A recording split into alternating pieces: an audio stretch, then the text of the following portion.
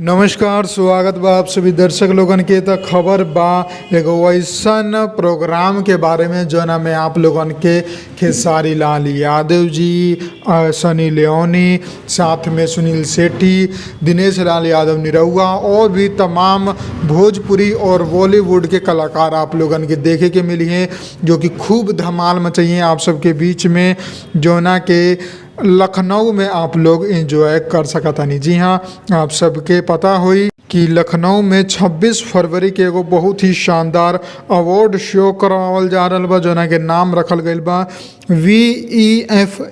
जी हाँ, Bharat entertainment film award, जोना में अभी तक सिर्फ दूगो इंडस्ट्री के लोग सबके शामिल कल जा रहल बा, लेकिन आवे वाला समय में इंडिया के जितना भी फिल्म इंडस्ट्री बा सबके शामिल कल जाई और ई अवार्ड शो करावल जाई। फिलहाल में भोजपुरी और हिंदी के आर्टिस्ट आप लोगन के देखे के मिली, जोना में निरहुआ जी, खेसारी जी, आम्रपाली दुबे, निधि झा, अक्षरा सिंह, सुनील शेट्टी, सनी लियोनी और भी बहुत सारा कलाकार आप लोगन के देखे के मिली, जो कि भरपूर आनंद करी आप लोगन के। तो लखनऊ में आप लोग तैयार हम 26 फरवरी 2022 ई पहला बार होके जा रहल बा।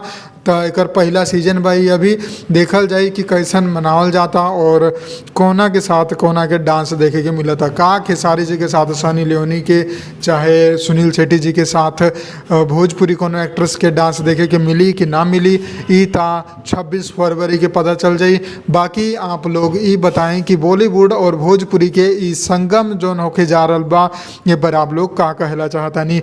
बहुत जल्द है में भोजपुरी और हिंदी के अलावा बाकी इंडस्ट्री सबके भी धीरे धीरे शामिल कल जाए। कैसे एक नाम ही आप लोग देख सकतानी बा, भारत वाला। जी हाँ, भारत एंटरटेनमेंट फिल्म अवार्ड, यानी कि भारत में सबके वो आगे एगो कोनो स्पेशल ना बा।